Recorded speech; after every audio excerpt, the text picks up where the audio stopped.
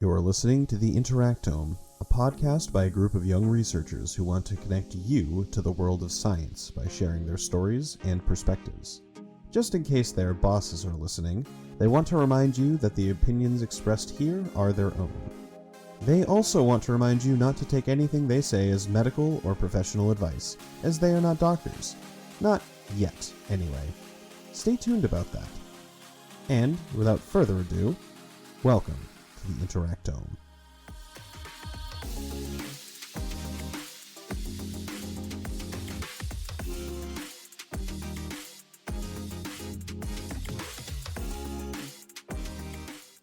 Hello everyone, and welcome back to another episode of the Interactome. Today I will be one of your hosts. It's Sarah, along with Sam, and Hello. we have a... Hey Sam. We have a special guest, Angela, today, and I will let her do most of the talking about her introduction and what her background is. But Angela is a longtime friend of myself and of Joe, and we are super excited to have her on the podcast to talk about urban planning. So with that, Angela, would you like to tell the listeners a little bit more about yourself? Sure. Thank you so much for having me on. My name is Angela. I'm a master's student at MIT in the Department of Urban Sciences and Planning. And I just started, but I've been a long time urban science nerd.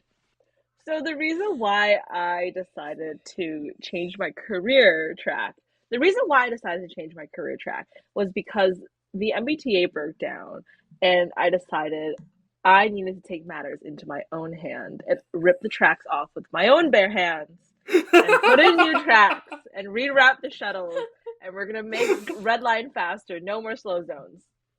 So for context here, I didn't know you changed careers, but also for context, if you're not in Boston, listeners, the Massachusetts Bay Transit Authority, or MBTA, is our public transit system.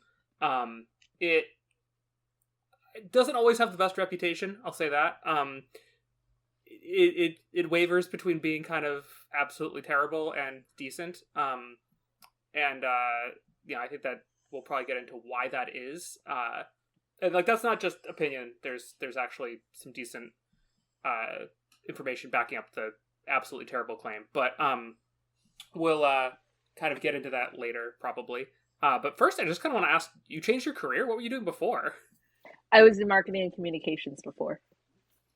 Okay. So, and that can't fix the problem the MBTA has? They don't just need better marketing? Well, that's a whole can of worms. I think that it's great that marketing specialists are creating material and content that targets young people and makes the democratic process of participating and having a voice in transit. I think it's great that we're doing that. It's making it more accessible. I think that perhaps that could have been me had I not decided to pivot my career. But now I will be the one ripping off the tracks and laying on the new steelwork. Okay, so maybe we should back up even more and say what is it that you actually do? Because I'm pretty sure that you're not going to be physically replacing the tracks. So let's talk a little bit more about what it is that urban sciences and planning does. Yeah, so I have met Philip Ang actually a couple of times. Very, very nice dude. People call him actually Daddy Ang. Who? I don't know if you Who's saw this? that. He's the general manager of the MBTA. Okay. See, I didn't. I Now you know. I didn't know this. Yeah, now I know. Now we know. Yeah, people call him Daddy A. You can look it up. It's like a whole article. I think like one of the local newspaper wrote about him. But what is urban planning, right? What do I study? I like to approach this from a very everyday perspective. I don't want to load you guys on with jargon, but have you ever wondered why there is a traffic problem during, the hours of 3 to 7 in LA? Or have you ever walked on a sidewalk and it just ends? Or you're biking and the bike lane just ends and it forces you to merge onto traffic? Or even as a woman or a young person or someone that's just a little more vulnerable, do you ever sit in a public space and just feel unsafe because a lot of the spaces were designed with male bodies in mind? Well, these are all like everyday things that urban planning touches upon. It touches on the way that you feel when you're outside, the way that you move and commute through the city, the air that you breathe, right? The proximity to fresh fruit and vegetables, the amount of access you have to mobility and free open space and green space and parks. That's what urban planning is. It plans for the land use. Let me say this again. So it's more or less the technical and social process of the land use and the built environment. So essentially, how do we use the land? How do we use air and water? Who has the rights to the air and water? How do we ensure that the human settlements we're in are not negatively impacting the environment? How can we ensure public health? How can we ensure public health when we build these settlements? So these are all questions that we're trying to answer in urban planning. These are the issues that I'm trying to solve in my field of study. Okay. So it's kind of like a mix of urban studies in the purest form, plus a degree of social science, plus a degree of architecture, kind of all wrapped up in a bow. Yes, actually, yeah. It's so funny you say that.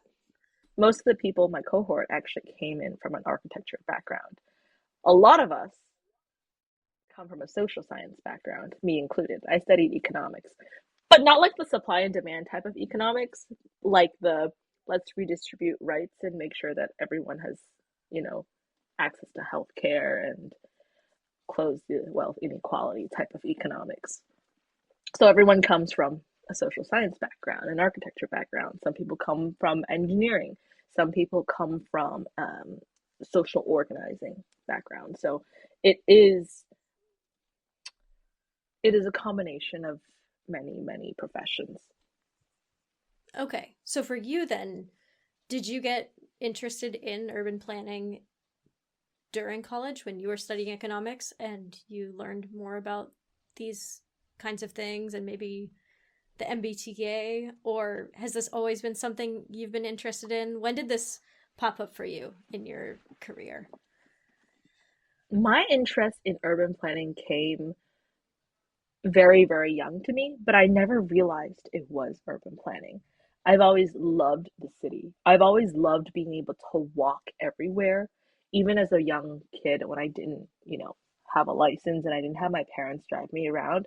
I was able to take the MBTA everywhere in the city. I was able to go to school. I was able to go out and have fun with my friends.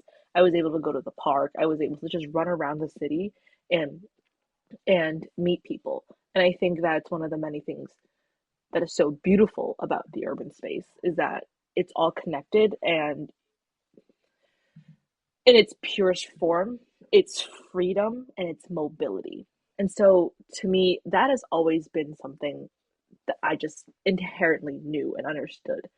It wasn't until actually I went to college and I met people that came from the suburbs or exurbs or from a rural area where they require a car to get around. And then I would visit friends that were in these suburbs and these exurbs, and we would walk on the side of a road just to get down the street. It was, yes, yes, it was Yeah. Wellesley. Sorry, Question. it was Wellesley. Question. Yeah, what's up? Question. What's an exurb? So an exurb is a district outside a city, so it's even beyond a suburb. So for example, Okay. for those that are in Boston understand the geography, it's Boston. Then you have places like Newton and Wellesley, which are just like a 20-minute drive outside of Boston. Then you have a place that's even further out, past the commuter rail. Maybe sometimes the commuter rail doesn't even reach it. So that's an exurb. Okay. So it's inherently, is it implied that an exurb doesn't have as much public transport reaching that destination, or are we just purely talking from a geographical standpoint? It's okay if you don't know. I was just curious. Yeah, I'm trying to figure out if I grew up in an exurb of Boston as you're talking about it. Well, according to Wikipedia, an exurb is an area outside the typically denser inner suburban area, at the edge of a metropolitan area. I guess that's like a tough thing to describe though, like, right? So, like, we also start talking about like places like when you're bringing up like Newton or Wellesley. So Boston is an interesting. So some cities in the U.S. Are really, really big. So like the actual boundary of the city, so for example, Houston. I think the land area is of the city of Houston is like on the same order of magnitude as like the state of Rhode Island, if I'm remembering correctly. So it's really, really big. Boston, on the other hand, is a city where the actual metropolitan area of Boston is relatively small, compared to the areas that you would probably, like, if you were going on vacation to Boston, you would probably end up going to other, like, legally defined cities that you'd still consider part of that area. Like Framingham or something. Well, right? I think I'm just more talking about, like, Cambridge, Somerville. I was going to say Cambridge. Like, so Boston has a river running through it. North of that river, it's a different city, legally, despite the fact that I can bike across, a bridge on that river to go to work every day. Like, I work across the river from Boston. It's another city, technically. But it's still the same urban area. It's still served by the same public transit. Your housing options, are inclusive of that area, for example. And so I think that's like, when you're talking about things like exurbs or suburbs, I think that's more, that's talking about the structure of the place, like in terms of how you experience it, right? As what I'm understanding. And then like the urban design, like the urban area, for example, may encompass multiple different cities as they're incorporated, right? Is that okay? Sorry, not to get all technical. Not to get all technical. I was just like, "Oh, that's a word I haven't heard." Yeah, no, I don't know what an exurb. I still don't know what an exurb is, though. I think of it from like a circle and like the radius outside of it. Yeah. So in my mind, it's like you have the city center, then you have the suburbs, which is a ring outside it, and then you have the exurb, which is another ring outside the suburb. That's how I visually see it. Yeah, I'm just stumped because, like, where do you draw those lines, right? So right, like defining that for each city is probably a totally different thing, but in any case, yeah, I mean, we don't have to talk about definitions too much. Sorry. Well, I think I didn't mean to be like sidetracked. Sorry. Well, hold on. Like, this also segues into another type of conversation, right? Like, how do you measure density, right? And how does all that apply to policy and the way that housing and transportation is structured? Because that all goes into how cities, or at least planning, is being used, right? It's not just urban planning. It can be suburban planning. It can be exurb planning. It can be rural planning. So these types of definitions, while semantics, in my opinion, are not that important, the way that it's defined from a social and economic context is quite important. It is quite important. But we can go on to the next topic. We also don't have to talk about this. We're here to talk about whatever the conversation brings. Honestly, I do not know. I mean, the reason I wanted to be on this episode and I wanted to have you on was because I am of the part of the population that knows pretty much nothing about urban planning. I know the words urban and planning together, and that's about it. I can only guess and extrapolate as to what that is, what that really means, and what urban planners really do on a daily basis, right? And so that's why I wanted to have you on, and so you can talk to us about that and talk about your work and everything. So whatever is most passionate to you is what we want to hear. Yeah. So we're talking a lot about definitions, right? But I guess the question that comes to mind, thinking about Boston, and like Boston in particular has a sort of layout that people like to say it's a bunch of cow paths, that it wasn't really planned. Mm-hmm. And so, these cities just kind of, sometimes I feel like cities just kind of happen and then the planning happens later, when they're really old cities. But like, I guess, can we talk a little bit about like the ways that we can make our cities better? What sort of changes you can do as an urban planner versus like, saying knock the whole place down and start from scratch, which I don't think anyone actually wants to do. Yeah, that's so funny you say that about the knock everything down, because I have talked to other planners and they say, fundamentally, it does come to land use, how you use the land. And if you really want to build a walkable city in an exurb, you just have to start from scratch and design a whole new city. And when I hear them say that, I'm like, oh, okay, well, I don't think we could do that, but I think maybe we could change some zoning ordinances. But let's back up a little bit. What can we as urban planners do to build a better city? One of my professors said that the most powerful tool a planner can use is zoning. And that is basically legally, what can you use this plot of land for? So as a planner, you can use zoning to make things happen. And essentially it is legislation that can divide the land into sections, and then from there you can regulate the different land uses. One of the examples of zoning in Boston is the MBTA's Community Act, which is essentially rezoning. I just saw you deep sigh, Sam. It is essentially rezoning certain towns with access to light rail so that they can build multifamily unit housing. Currently, a lot of these places are zoned for single family houses, and that's what you would see in your usual suburban town. They're like single houses in a plot of land. You have a backyard, front yard, white picket fence. Legally, you are not allowed to build multifamily housing there if it's zoned for single family housing. However, if you rezone it, which changes it up from a legislation perspective, you are allowed to build multifamily unit housing. Therefore, you can build more condos, apartments, townhouses. And in Boston's case, it will help with the housing crisis because people want to live in the city, people want to live, and they want housing. But there's not enough housing. So that's what they're doing with a lot of these neighborhoods. However, sorry, Milton, I'm throwing you under the bus. Milton said... I was like, where are we going with this? I knew... So, that was the deep sigh, sorry. That was my deep sigh. That was exactly what it was about. Yeah. Sorry, Milton. Said, so, no rezoning! So you're going to ruin the character of our neighborhood! And so you know what Massachusetts did? They sued Milton. So this is like really actually kind of a political lightning rod. Milton is a city or a town in the south of Boston. Yeah. It's actually hard to describe exactly where it is on like the urban suburban spectrum because it's like southwest of Boston. It's suburban. Yeah, it's kind of suburban. The downtown is not super suburban though. It's like a lot of these Boston or like Massachusetts towns, particularly on rivers, have a lot of like old mill buildings and stuff, and Milton has that as well. So there's a lot of like places you could put multifamily housing easily, or a lot of like large dense office buildings that you wouldn't necessarily see in a suburban environment. That's a long explanation for why I sighed, is because this town is opposed to this rezoning.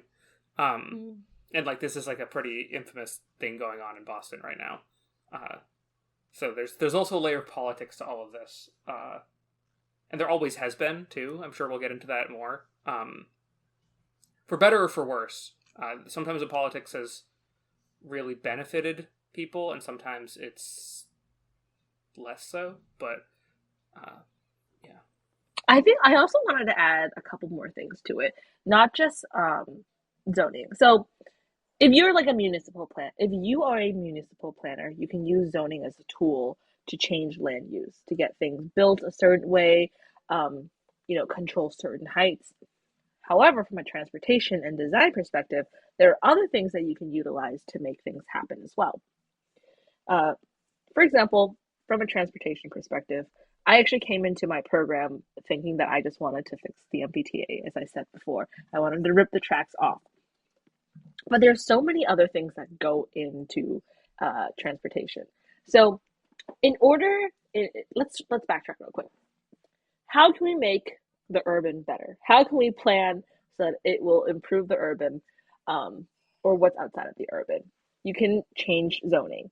You can also develop for transportation. They call it TOD, transit-oriented development.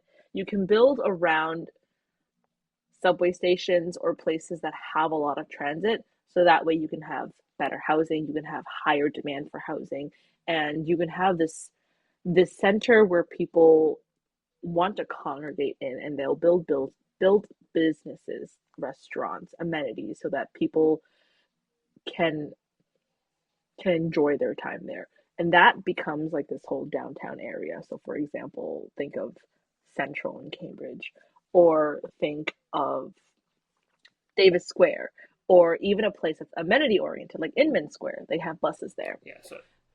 So these are like different parts of the Boston area.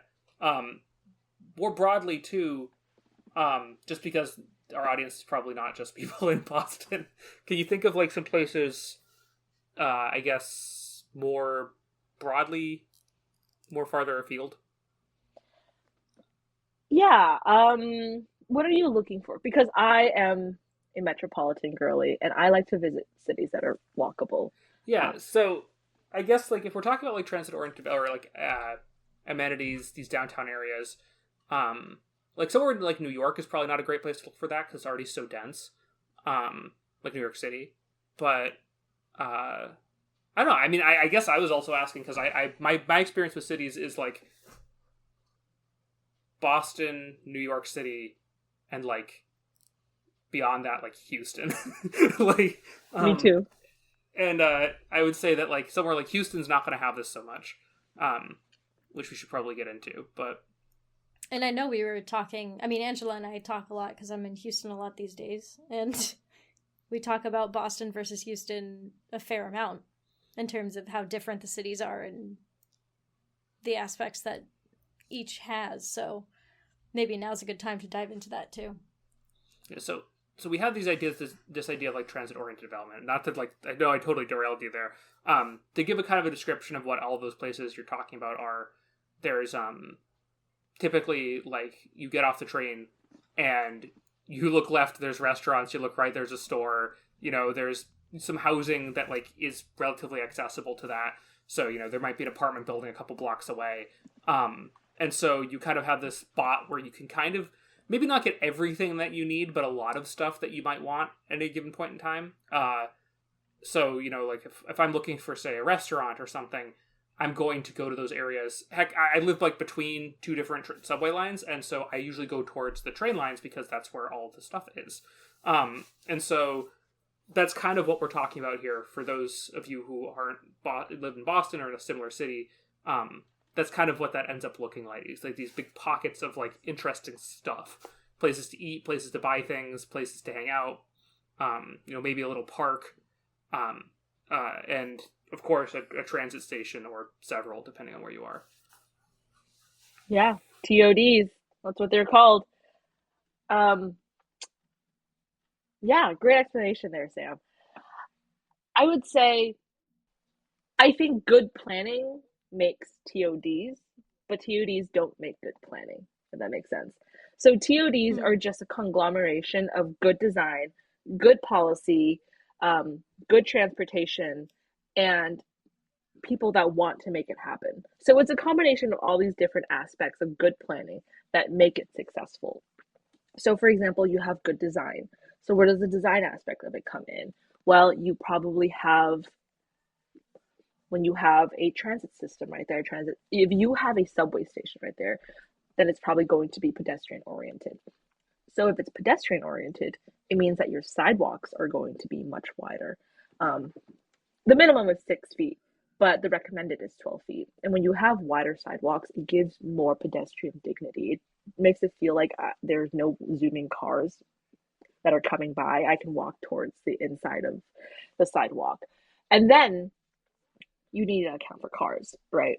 If you have a car that's a road that's 10 feet wide, it forces the car to slow down. That way, if you're with your toddler and your toddler runs off to the edge of the sidewalk, you don't have to worry about that because the cars are already going slower because you purposely narrowed the road. Then you also have the design of a bike lane, right? You add that on there, it creates a multimodal experience for people that don't have cars to be able to commute to work. Take, for example, I'm going to use another Boston example or a greater Boston example. I live in Cambridgeport. and there are no subways near me. I have to walk 15 to 20 minutes to the closest subway station. If I bike there, it's 8 minutes. And luckily for me, there is a bike lane, and it's a protected inside bike lane that's on the sidewalk, that's not by the car road. And because I have that luxury of being in a city like Cambridge that supports a multimodal commute pattern, I can bike to the subway station. So all of these design decisions go into good planning that get people from point A to point B in a safe and efficient and effective way.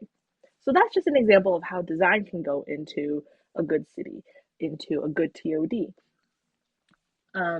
Yeah, that was one thing that I really wanted to talk about because I've recently been in my design era. I took like this design class, and it completely changed the way that I see the world. Because I was a big transportation nerd before. I was like, oh, I love buses, I love trains. But I never realized how important design went into the human experience and how design went into the land use pattern as well. If you designed for cars, for example, we're going to talk about Houston real quick then. If you design for cars, then you're going to have this much. And when I say this much, I'm like making it seem like the pedestrian walkway is really, really small. So if you're in Houston, you have very, very narrow sidewalks, but you're planning for cars, and the car is going to make up the majority of that land use space, and you're going to have zero pedestrian dignity. Houston's great. Love it. Disclaimer. Great food, great people.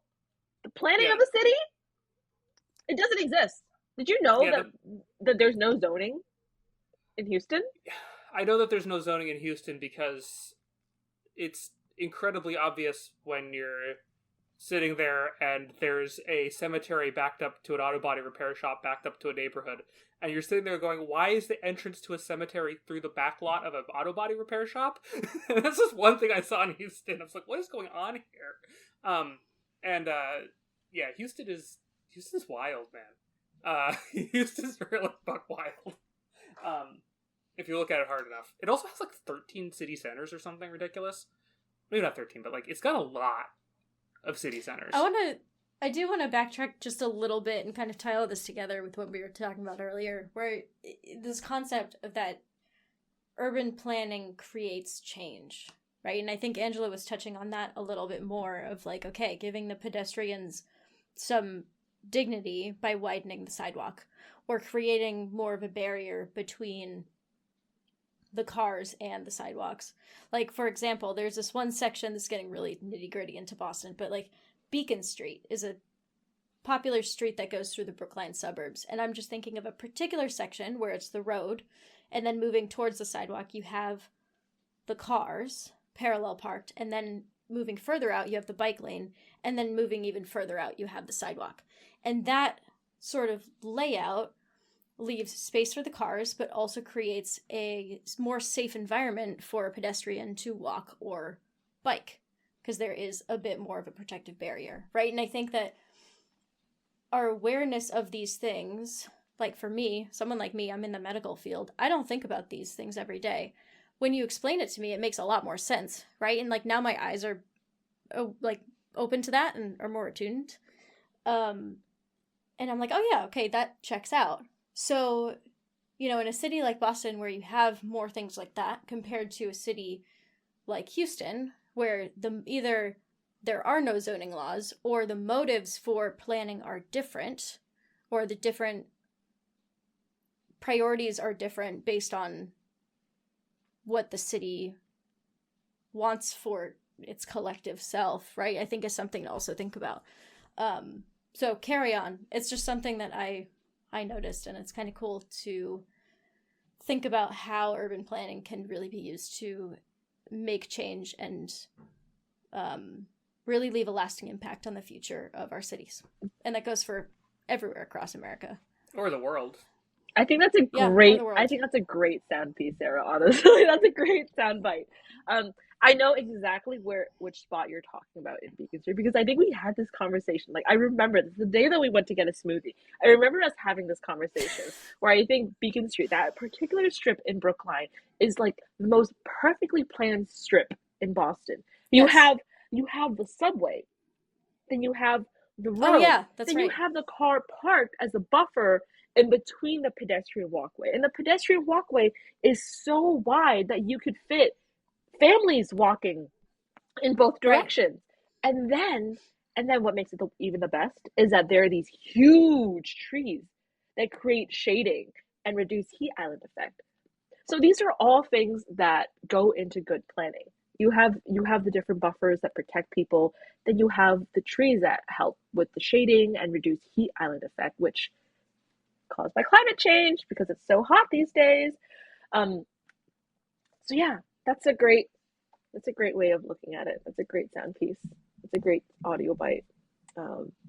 Yeah, and then like, you know, oh, go ahead.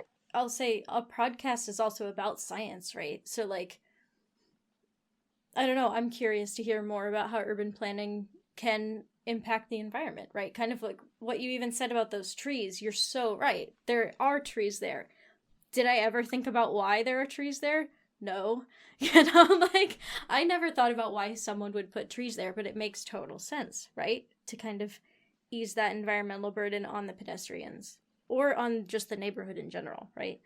So, I don't know. I thought that was interesting as well. Yeah, of course. And I can also touch upon the climate change and heat reduction bit too. When you have, you know this, when you have trees, it helps clean the air. Yeah. So what the heat island effect is, anyway, is like, which I don't think we define. Cities just get hotter. There's a lot of reasons for it, but in the summer, cities are hotter usually than their surrounding areas. It's an island of heat. That's what that means. Yeah, the denser it is, the more intense the heat island effect is too.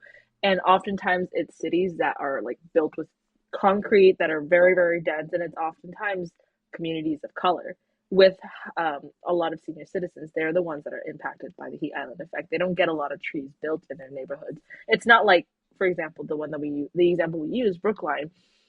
It is a very affluent neighborhood, and there's a lot of political will there for that place to be maintained. Whereas if you go to a place like Roxbury or even Chinatown in Boston, these are communities of color. They're the ones that are actually impacted by the heat island effect the most because there's a lack of green space because of the way that it was built upwards. And so urban planning is also a tool for social justice as well.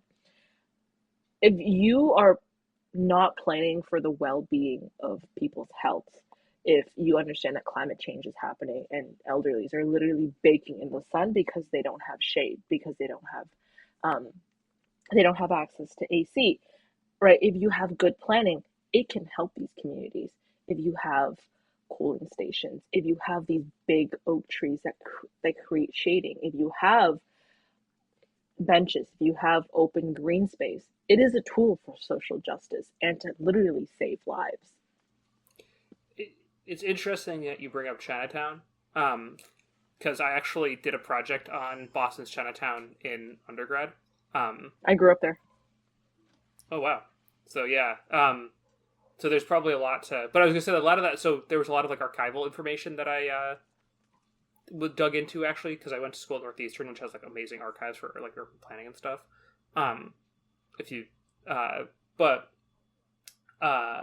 One thing that came up that I just... This is more of a segue than anything else, is, like, the history of Boston's Chinatown. Chinatown used to be bigger.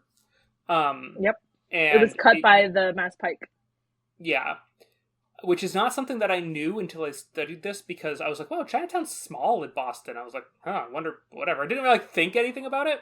But there's actually two things that are wrong with that. One, that's actually, if you ever go to Boston, like Boston's Chinatown, you tend to think about the portion kind of like by like the financial district, by like all these parks. It's really easy to wander into this particular part of Chinatown. There's actually another part of Chinatown across the highway, which was not something that I had realized. And you start asking these questions about like access and social justice, and putting a massive, what is it, like 6-lane highway and 4 tracks of trains between what used to be two halves of what used to be an entirely whole neighborhood, and you start you start realizing some things. Like, that Yeah. was, frankly, changed my politics, honestly, that project. Like, understanding this. Yeah, Not and to get... like Yeah. I think like I'm so sorry to cut you Oh, off no, right no, no, there. no. I was just I really was... excited to share this because I was Go, doing one go. of Do share, my yeah. final project for this urban design class that I was taking. My final project, I called it Reconnecting Chinatown, repairing a neighborhood after urban renewal. So context here, since you're talking about the highway, I went to elementary school in Chinatown, the Josiah Quincy Elementary School, Mm-hmm. that little cement block right by the I-90. Can you imagine you're like 10 years old and you're on a playground and you're breathing in that air every single day? It's messed up. The For fact that there's a context, school. like, I know where this school is because you could see it from the highway, and like, it is just a big concrete structure, and then really like the worst highway frontage road you can think of, on like a kind of a cliff above a highway. So like, just this, I don't know, like this little road with like some sad sidewalks. I think the school's dumpsters are next to it. Yeah, that's exactly where it is. And you know what? That's the bus drop off. That's a school bus drop off. When I was in kindergarten, really? they dropped me off there, right there. I didn't even know what that was. I would get off the school bus. I would enter the school. I looked to my left, and I would see the highway below ground. It's like an open air highway. It's right below the school. And in my mind, I'm like, where does that road go? How do they build below? Like, I'm like 5 years old. What do I know? But I was doing a little bit of research on this. Now that I'm older and I'm in my urban planning era, like now I understand the damage that urban renewal did to Boston. So for a final project that I did this analysis and like this design proposal called Repairing a Neighborhood After Urban Renewal. All right, sound it. So the I-90 was extended through Boston and built over parts of Chinatown during the 1960s. And so it literally cut through the neighborhood. And this project displaced residents and businesses, and it literally reduced the size of the community. Like, it literally cut it in half. And so this project was part of a broader urban renewal effort at the time in the 60s. And that prioritized infrastructure expansion, and it modernized the city, but at the expense of folks that lived there. Like, Chinatown is an example, so is the West End. And so in this particular case, this led to a significant fragmentation of the neighborhood. And even now, when I pull up a map of like Chinatown, you can see like just south of the highway where it was cut, they call it the South End. But I question the arbitrary political borders of these neighborhoods, because why is it the South End now when in the 60s it was Chinatown? So you can see that like it actually reduced the neighborhood. So for my project, I suggested a design proposal of capping the highway and building a park over it. And that's already something that's going to be done. So in the U.S. Department of Transportation, there is a grant for reconnecting communities, and it's part of Biden's infrastructure law. And some of the grant that Boston's using is to build a park over that highway, that highway that is right next to the school. And there are examples of it already being done. So Dallas's Clyde Warren Park is an example of a highway cap, as is Boston's what is it called? It's a freeway. It's the Boston's Rose Kennedy Greenway. That's what it was called. And it's literally a park over the highway. And so they're going to do that with that specific piece of land right by Chinatown. They're not going to cap the entire thing, but it's just the parcel of land going from Tremont Street all the way to Harrison Ave. So it's going to be right adjacent to Chinatown. So I think it's a good thing. I think if we were to build a park, it would reconnect Chinatown. But my criticism of that is that it's already too late. They're 50, 60 years too late because people have already left Chinatown. Businesses have already closed. I mean, you see like the southern half, which is like all the supermarkets, and there's like affordable housing and there is a church. Like, that's still culturally Chinatown. It's just not defined as that. It's called the South End. But 50 years ago, that was Chinatown. But it's too late. People have already left that neighborhood. It's no longer as vibrant as it used to be. All the Chinese people have left for Quincy because, one, they want more space. Two, Chinese people can't really afford to buy property in Boston, which is a whole nother can of worms. They can't afford to purchase property in their own city in Boston, so they move out into the suburbs. They move out to Quincy and to Malden. So you can see how it impacts generations later, how urban renewal, how poor planning, how top-down planning impacts communities. So that's my big thing on urban renewal and highways. Yeah. I was also gonna throw some shade there because like the South End has become very trendy now. Mm-hmm. It's a lot of like expensive apartments. There's a lot of these big apartment blocks going up now, and so what a great time to build a park there, because now people are spending tons of money on this real estate. I wonder why now they're all of a sudden thinking of doing this, and that's probably a little bit too much shade from me because like this idea of like highway capping, like you're saying, is how they're happening other places. Boston also has long built over that highway. If you've ever been to Boston, there's one of the larger buildings, a Prudential building, and like the surrounding wall is actually built mostly on top of that highway. But I was just going to give another example where like this has happened recently, which is I don't know if you're familiar with anything to do with Rochester, New York, Angela. Not that much. Because there was so I was born in Rochester. I have family there, and there was a highway that ran through the downtown of Rochester. For full disclosure, like my family lives like in the suburbs, but this particular highway that ran through the downtown, like no one really used it, and so they actually filled that in with dirt and built whole neighborhoods on top of it. The highway's just gone. But it's kind of a similar idea. I was like, they split these neighborhoods in half with this highway, and now they're trying to fix that problem. Rochester is also a very different city from Boston in terms of like housing value and stuff. So, it's not just a Boston. I was throwing some shit that probably wasn't warranted now that I think about it. But I just like sometimes you go to the South End and you're like, really? Now you're doing all this? Like all the old, like there's some old bakeries and stuff they tore down and they're built, commercial bakeries, but they're building like big buildings on top of it and stuff. It's become kind of bougie. Yeah, it is. I mean, the South End was also impacted by urban renewal, and like going back to the arbitrary community neighborhood borders being drawn, like it really makes me question who draws those borders, right? And like what constitutes a neighborhood? Like what are the actual borders, right? If South End is here, south, right? My hand is below, and Chinatown is here. Now my hand is above South End. If it's cut by a highway, right? Like who was the one that drew that border and said, "Hey, this is South End, this is Chinatown." When before the highway was being built, it was called Chinatown, right? Like it's these types of things that makes me wonder, like who are the bodies of power that can make these decisions on how this land is being used? Who are the people that can come in, right? What are the projects that can be built and that can be developed for XYZ demographic? Yeah. And so I actually want to, on the topic of pedestrianism and climate resiliency, which is kind of science oriented, I also wanted to add something there.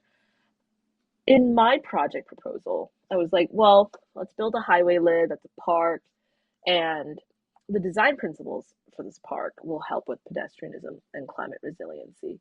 So one of my thought process was, well, we can reduce the number of car lanes, right? That will reduce speed and that will increase the pedestrianism safety, which is good for the kids in that area. That way you don't have a car going 50 miles per hour and hitting any of the kids. And you also have this pedestrian accessible park, which is the green space. It would be good for the neighborhood. It'll be good for the elementary school. It'll be good for the senior housing complex that's there. And having this open green space will promote public health.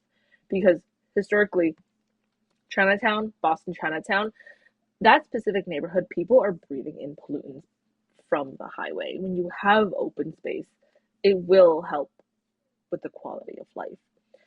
And even adding vegetation barrier to that open space it can help reduce air and noise pollution. And again, going back, it can help mitigate the heat island effect too. So I think having a solution that is like this, even though it is a little too late and it might benefit the wealthy who are now in South End, despite that, there is still good that comes from projects like these because it ultimately can help those that don't have the political power to ask for things like that. So with initiatives like that, that comes from these types of grants, I think ultimately it is a good. It's a net positive for society. Yeah, I think that's a really good point to make as well, right? Like, this is all such a dynamic process. And I mean, I also want to get into, like, what can someone like me do? Like, I'm not in the field at all. So, like, what can I do to impact urban planning in my city and become more aware of some of these movements and policy changes that are either being brought to the table or being made? Because a lot of times I think it's easy for us to just completely overlook it and not know that these are going on. I would say, first off, change starts with you. Go to your local planning meetings. Go talk to your mayor. Go talk to your political leaders. Planning now is a more democratic process than it was decades ago. You, as the resident, can have a say in things, right? If you want to talk about adding a water fountain, or you're concerned about car speed, or you want more open space, you want more mixed use space. Like, for example, you want like cafes and restaurants and libraries to be in your neighborhood center and not just be full of single family houses. These are things that you can voice to your planner, and you can make that type of change because they have to listen to you. But also, everyday people can also organize for the things they want. I was going to say, like, I think, like, of all the stuff that we talk about on this podcast, this is one of the few things that, like, I think is actually very accessible. We talk a lot about science and engineering, and we start talking about things like astrophysics or biochemistry or all these complicated things. And, like, urban planning is not simple, but it is something that is accessible. Yeah, and I think when you start talking about organizing, the example that comes to mind as a Bostonian, and probably one of the more dramatic examples in U.S. history, talks about that the same bunch of highway building that we were talking about in Chinatown. As someone who's lived in Boston for a while, there's a couple of funny things about the city that actually came out of this too. Like, there's just some weird features of the Boston area, but we don't necessarily have to go into that. But I guess this is probably more your story to tell, but like, yeah. So talking about organizing, this is actually something that folks at MIT talk about a lot too, because the people that organize came from MIT. One of them actually came from Chinatown as well. So the Inner Belt, or the Interstate 695, was a planned 6-lane interstate highway. It was going to cut through Boston, and it would have run through parts of Boston, Brookline, Cambridge, and Somerville. So imagine you're on the Charles River and you're running or you're biking, and a car that is 70 decibels loud just zooms by you. That could have been Boston. But because we organized in the city as city planners and residents, we organized and we essentially beat the Inner Belt.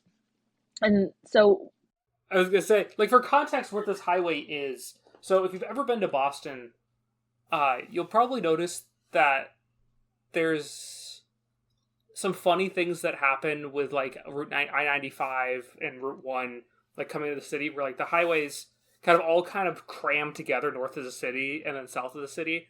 And so, like, the highway going through Boston is actually relatively small in the north-south direction. Also, there's really only 2 highways in the city, and they're not really as substantial as you'd expect for a city that big, especially in the U.S. And the reason for this is that there was a plan to build another highway. And this other highway, I forget the exact route, so Angela, you could probably have a map pulled up, but that's what we're talking about with this Inner Belt and Interstate 695. But it was supposed to run through quite a lot of the city. It would have connected with I-93 in Charlestown. I'm not actually sure what the point of this was. Now that I look at it. You're looking at it, it's like, why build a highway through the city? Maybe it was for, like, you know, just more accessibility of traffic to the city. You know, like, because this was... Did we talk about when this was proposed as a plan? Yeah, so it was proposed in the 50s. Again, right, the whole concept of urban renewal and modernizing America, it was proposed in the 50s. But the organizing happened in the 60s when 3 city planners at the Boston Redevelopment Authority, now the BPDA, Boston Planning and Development Agency, those 3 are Tunny Lee, who's from Chinatown and also an alum of MIT, where I currently go, Fred Salvucci, and Dennis Blackett. And so they organized and they were able to beat the belt and stop the build of that highway. So ultimately, with organizing within the communities, with the city planners, the project was canceled in the 70s. And I think it's amazing, because imagine you're in Boston and you have a highway running through your city. I think one of the pulls of Boston is that it is a very walkable city. I think it is actually, let me fact check this. Most walkable city in America. Boston is one of the most walkable cities in America. And when you have a highway cut through it and you have like traffic jamming up and down neighborhoods, running all the way from Cambridge to Somerville, that defeats the purpose of a walkable city. Yeah, this it also ran through like a lot of parts of the city that these days are actually probably pretty familiar to anyone who's visited. If you've ever visited Boston and gone to Fenway, there's this big, the Fens are this big park right near Fenway. Mm-hmm. And like it literally was going to take up a section of that park. It was also supposed to run very close to MIT, to the point where it was taking MIT property, I think. Which, if I remember correctly, there's another podcast there's a whole podcast about this put out by the local radio station in Boston. But the Big Dig one? What? Are you talking about the Big Dig one or something else? Is it the Big Dig one? It's fine. We can move on. I think it might be the Big Dig one, but they put out a podcast episode about the Inner Belt. They definitely did something. Oh, okay. Excellent. Yeah, okay. I think it was. Yeah, okay, yeah. I think it was. Because that's where I know the names that you named from. It'd be interesting to look into the history around other cities in this country around that time period, right? Like, did they think that there was going to be a lot more people headed towards the cities? Did maybe they felt like a road through Boston like that was needed? So, you know, like, I don't know the history, but it'd be... This coincides with a period of American history. If you know about... This is about as much of a planning wonk as I get, is this particular thing. It goes back to... So, post-World War II, there was the GI Bill, which essentially made it really easy for people who served in the military to get cheap mortgages and get housing. And so this primarily also fell along racial boundaries. So it led to a phenomenon referred to as white flight. White flight. Yeah. So the idea of all these highways is people are still working in the city, but all of the white people who were presumed to be the people with money were moving out to the suburbs. And so they'd have to get into the city somehow. This also coincided with the rise of the automobile, and there's frankly even some semi-credible conspiracy theories about General Motors in this whole thing, and it gets into this really big mess that we don't necessarily have to get into. But why they're building highways, I would argue, is probably that would make flight. sense. Mm-hmm. Yeah. And it all goes back to racism at the end of the day, right? Like, you have white flight, you have white people wanting to leave the inner city for the beautiful, quiet, peaceful suburbs. And thusly, you have these highways being built out. And then you have automobiles, which allow people to move out. And of course, when you have that, you're going to want to also go back into the city for fun, right? So you build these highways through the city at the expense of the communities of color that you're trying to escape. So at the end of the day, it all goes back to racism and capitalism. And frankly, this is the part where I said this whole thing changed my politics, because once you start looking at cities, you start looking at what happens in the 50s, it's abundantly obvious that something kind of messed up was going on. Very messed up, arguably. Which I know we tend to shy away from politics on this podcast, but we can cut it out. No. This is politics, but I think this is more history, right? Like, I think we all know this is history. Racism is not a good thing, right? Like, I think we can all agree on that. But there is important history with urban planning, right? I mean, like, you literally cannot avoid it in this case. Yeah, exactly. And that's why I was saying we tend to avoid politics, but you really cannot avoid politics when it comes to urban planning. Exactly, and that's one thing I also add is that, like, urban planning is accessible because it is such a political entity. You cannot separate urban planning and politics because you are a resident of a community. And if you're a resident, you have a right to voice what you like and what you dislike about the way that it's planned. So it is an inherently political process. And if you want to make any change, you will ultimately have to organize. For example, the way that these communities and planners organize to beat the belt, to beat the inner belt, you can also organize to make change in your own community. Looking at you, Sarah. And I think it's also, something to think about too is probably not all about like, oh, this political party versus this political party. I mean, there are a bunch of like bipartisan movements, I think, that are intertwined, that's the word, with urban planning, right? So like, I don't think it's necessarily one group against the other all the time, but rather that we need to look at the way that we go about our days from a social sciences angle and then apply it to the cities and the spaces that we live in. It's also worth knowing, like, it's not necessarily like parties like you're talking on or political on a national scale, but like every city has its political factions, and they often have strong opinions about design. The city I used to live in, this was definitely true. I think I would go so far as to say I have beef with some of the design decisions made by the people who are currently in power there, and that may or may not have contributed to my moving out of it. And like, that's kind of that's also what I mean by politics, is like it is inherently politics. It is the baseline local politics that it's people disagreeing with each other. It's really what I'm thinking about there with politics. Because if you drive everywhere, you're going to have a very different opinion of what you want in a city if you walk everywhere. If you have kids, you're gonna have a different opinion of it than if you don't, and so on. And those are the sorts of things that create factions in politics. And that's me rambling, but I've seen this unfold on a local level many times.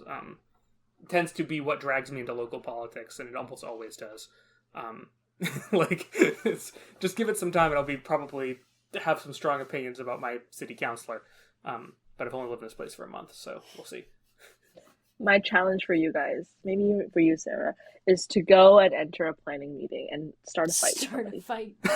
I'm not really the fighting type, but I do think it would be interesting coming from a place like Boston as my hometown. I think it would be really interesting to sit in, and I'm not there permanently, but I could even just sit in on a planning meeting in Houston. It'd be really cool to see what's brought up, what's actually being thought about in that city, and what their priorities are for the future, right? And I think like that's kind of what I'm curious about. What is the future of urban planning, and what can we expect these cities to look like? And that's something that's dynamic and always changing. And for to be clear, with me throwing shade on Houston before, I'm sure some of that's going to be left in this episode. That's not to say that, like, I'm aware of people doing good things when it comes to urban planning and equity in Houston. It's just, I don't love the shape of the city as it is currently. So yeah, I'm actually really curious what you'll find, Sarah. Yeah, me too. The issue with Houston. Sorry, I'm so sorry. Houston is just catching stray after stray after stray But how can you redesign a city that is already built for cars? Like, if you build for cars, there will be no downtown. There will be no city.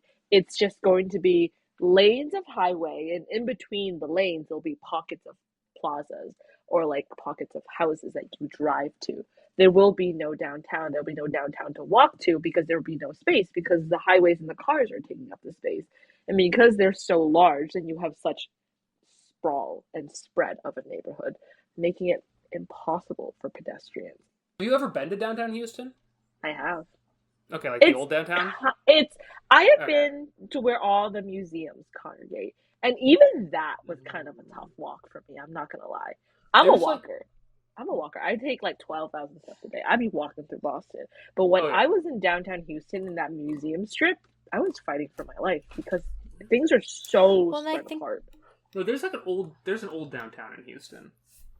Like an old fashioned, like, looks kind of like Boston downtown. It's not very big. I will say, I think that's something I've observed about Texas just in general with living there for a little bit of my life, is that, like, everything in general is spread out. Texas is a very big, spread out state, and that's kind of the nature of it. I think in terms of, like, Houston itself and the city, I think expanding on the subway system there is probably the first step, right? Like, I don't know if Houston will ever really look like Boston walkable city, right? I don't think it's ever going to necessarily look like that. But I did take the subway once, and I actually thought it was quite nice. So I think expanding on that system would be the next step in making it more accessible to people. And, I mean, if Houston had a huge subway system, I mean, that would be a huge shift in the... I also want to go back to the equity piece. Mass transit is supposed to be accessible to everyone. Now, say that you are someone that just moved to the country and you don't speak the language. You don't even have the credentials to apply for a driver's license, let alone learn how to drive a car. But you still have to make ends meet. How do you go to your job? Well, you take public transportation, you take the subway, you take buses. And at the end of the day, it also becomes an equity issue when you don't have the financial means of purchasing a car, or your car dies in the middle of somewhere, you don't have gas, or whatever issue you may have. If you don't have access to a car and you need to get to your job and you live in a car reliant society, then you have no freedom to be mobile. It becomes an equity issue when you can't access school, when you can't access job, when you're stranded because you don't have access to a car. Now, if you expand public transportation, even maybe even bike lanes, if that is possible in your city, that's a way of closing the transportation equity gap, and as a result, closing the economic gap as well. Yeah. No, I would agree with that. Anything to add, Sam? Oh, I was just going to say, it's really interesting because, like, I don't love driving, so, like, I'll bike a lot of times. Like, I don't have a car with me right now. And it's like, I can bike anywhere I want to go in Boston, for the most part. I mean, it's not always safest, but it's not usually that bad, particularly because, like, there's all this infrastructure built out. And it's wild because, like, having driven around Boston, like, I didn't know how much effort has been put into this infrastructure until you start, like, looking at it, and that's like, until you start using it. I think that's like a huge thing that, like you're saying, like, does expand access. Yeah. And I'm gonna go back to Houston too. I don't know, I feel like I feel like Houston's now become like a case study for us to solve, right? I feel like the way that Houston is right now, right? I mean, obviously cars are a huge part. But, like, in terms of what we think of Houston, I think there are a few things to consider, right? Like, Houston is a major city. I think Sam was talking about it earlier, just like the boundaries of Houston is so big. I mean, NASA, for example, NASA is technically part of Houston, the Johnson Space Center. But if you look at Johnson Space Center on a map, you'd be like, oh, that's totally in the suburbs. It's not. Like, it's actually just the edge of one of the bounds of Houston. And so comparing something like Boston to Houston is a tough comparison as well because of that, right? Like, there are less people in Boston. So, like, how do you cater to more people, right? And I think that subway system, right, would be helpful. But I'd imagine, like, I mean, maybe one day Houston would even look a bit more like New York, you know, like with the actual downtown area, somewhere where you can walk, because it has, I think, more of a grid pattern, and then just a more expanded subway system. Like, Houston could theoretically look like that in the future. It just depends how people lobbying want things to go. The other thing about Houston, though, is it's also much hotter than Boston is. Mm-hmm. And that makes it harder to walk around just because it's unpleasant. Yep. Like, it's not necessarily the worst place to build a car-oriented society because, frankly, if you've ever been in Houston, you don't spend much time outside. And that's not just because there's not space for it. Like, if you've got a backyard, I don't know how often you use it between when it's cold out, it's like damp to the point where like it chills your bones, and when it's hot out, it's hot. It's really unpleasant. And so, I mean, there's also like that question, you know, like how do you build a city like that? Boston has the benefit of being in a relatively temperate part of the country versus Houston, which might be, it's, you know, besides like Florida and Hawaii, it might be one of the farthest south metropolitan areas in probably one of the largest. Definitely the largest one that far south. I think Houston is the it's in the top 5, I think. I think it's top 3 largest cities in the US. Yeah, it's huge. Like, it's really hard to grasp. Actually, yeah, I think it's behind New York and Chicago, right? Or LA. I think New York and LA. I think Chicago's smaller. Yeah. Anyway, I know it's in the top 5. Okay. I know it's amongst New York, LA, Chicago, Houston. So, yeah. Yeah. If you look at a map of America from like right to left, the way that Manifest Destiny works when they, you know, built and colonized the area, if you go from right to left, all the big cities just get bigger and bigger because of the way the technology developed in tandem with the development of the city.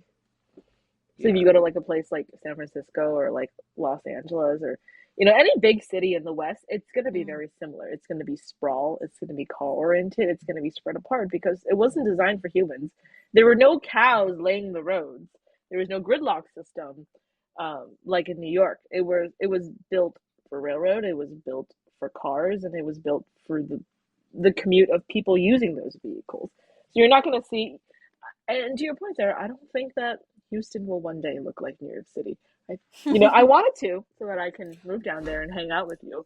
But I think the way that the land use has already been placed, I think it'll be very, very difficult. But I think you're right. I think if we expand public transportation, if we develop it in a way that is more pedestrian and transit oriented, I think we can get to a place where it's less car reliant, and maybe people will want to go outside one day.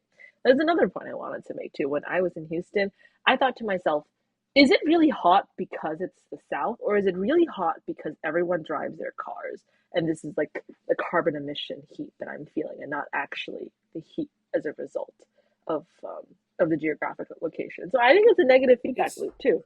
It's really humid though. I mean, Houston's a swamp. I think it is like that's literally true. I would have to do more research on it, but I do think that it is a matter of probably where it is geographically located in the Gulf, and just the warm air that the Gulf brings. And I don't know. I'd have to look at that in particular. But I do know that like it does just get very hot and humid. It's a very tropical place. It's like being in Florida, especially in the summer. It's not like your typical desert heat. So Houston is home for a lot of people, right? And I think it's important to realize that. And there's a lot of people who live in Houston, and I think it definitely has its charms. Even downtown, just because we're not used to it doesn't necessarily mean that it's bad. But I think that it could definitely be more accessible, but it's definitely not a lost cause. I think there are some very cute little parts, but I think you'll also see that, like what you said, the social environment around Houston will also change, right? And like, Boston in and of itself is one of the safer cities in America. And I think that these bigger cities tend to have, at least the trend that I've noticed, tend to have pockets where you have safer section of the city and sections that aren't as safe, right? And there are very good reasons for that, right? It's not like if you just dig into the urban planning and the policy and the architecture, right? There are so many social elements that go into that. Whereas if we actually took a look into that, it wouldn't be a total surprise. And I think with the addition of something like a more centralized subway system, right? Like that, those dynamics could change, and that could change for Houston, could change for Chicago, right? If something else was added. So I don't think a city is ever a lost cause. And I think, I don't know, I'm optimistic for Houston. I am too. I think also, though, that this brings up the idea, too, that, like, when we're talking about, like, you know, this is an inherently political process, I think there's definitely parts of design that are not equitable and that are intentionally, causing inequality, or in the past were.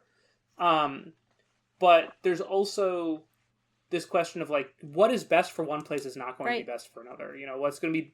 You're not going to see Boston... You know, what's best for Boston is not necessarily even what Boston looks like now, but it's certainly, you know, it's not what's going to be best for Houston or LA or Chicago or Paris or Rio de Janeiro. Or, like, different cities have different geography, different history, different political willpower, and, like, that's part of what makes this such a different subject than what we usually discuss, because at the end of the day, urban design is about it's people. A social science. It's about but it's also social science that has, like, real world practice. Like, it's inherently practical. You know, you could be a sociologist and never make a suggestion for anything. You know, you could just say this is the way that something happens, and that's real science, and that's really interesting and really important work. But urban planning is inherently about saying, hey, here's the way something is, here's what we should do next. Because you have to do something next. You can't just stand still. Good point, too. Facts. No, but you're right, though.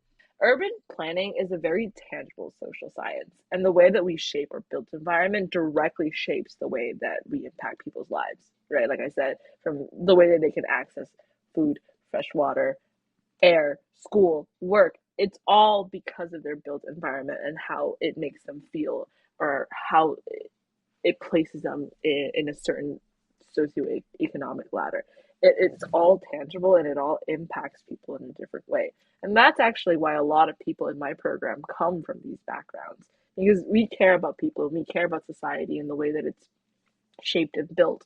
Planning just offers us a tool to make these changes incrementally. And I think that is a honestly great note to end on. I certainly learned a lot about urban planning, and I think I'll be walking these cities and suburbs with my eyes a bit more open now to this kind of thing. I'm so glad you learned a lot. Now, folks who are interested in urban planning, come apply to MIT's Urban Planning Master's Program. Oh my goodness. You guys need people? Always. Sam, I think you'd be a great candidate. I'm a biochemist. Hey, look, if I don't get to find a new job soon, maybe. No, I'm so serious. I can review your application. Hit me up. I'm currently looking for a job, so we'll see. Okay. Well, should do our usual social thing, right? So thanks again for listening to this episode of the Interactome. Remember, you can find us on our social medias, which are on X, which is what we're calling Twitter now, which I still can't get my head around, at the Interactome, and on Instagram at Interactome_media. Thank you so much for listening, and we will see you in the next one.